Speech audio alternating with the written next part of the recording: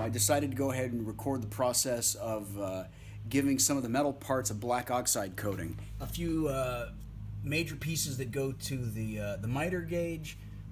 And then, of course, I've got a few nuts and bolts because I want to try how this Caswell sealant actually seals the coating, and I want to know whether or not it gets in and creates any problems with any threaded or any close fitting parts. And I just hit my parts with brake cleaner, and I'm going to try and let them go for 5 minutes. In this bucket I've got the rest of my parts that are all pretty clean from a combination of vinegar and scrubbing with steel wool. Okay, here we go. I'm trying the first 2 big pieces. I would love to use one of my stainless steel buckets, but I just don't know how the stainless steel would react to the solution. Well, you can see we pretty much got a reaction right away. They started turning black almost immediately. That's at least a good sign.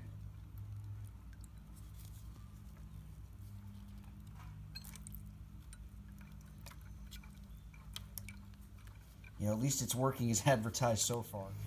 Okay, so it's been 5 minutes now.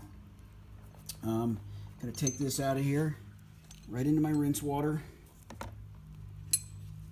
as per the instructions. I'm gonna blot these dry, and then I'm gonna paint on the sealant. Okay, here's how those came out after I dried them.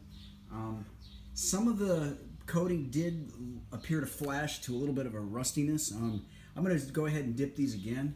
It looks like it worked okay. They're definitely blackened as compared to what they did look like. Okay, here they are coated with sealer. I went full strength on these since these are bolts where the fitting isn't totally important, but I do want to get a good coating of protection on them. So I think the next couple I'm going to try some bolts. I might try some bolts with the sealer.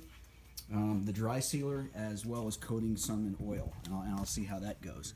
And this worm gear here, the 2 large slots in the middle, those actually had rubber gaskets in them, and it was fits in like this, which I'll show pictures of when everything's back together.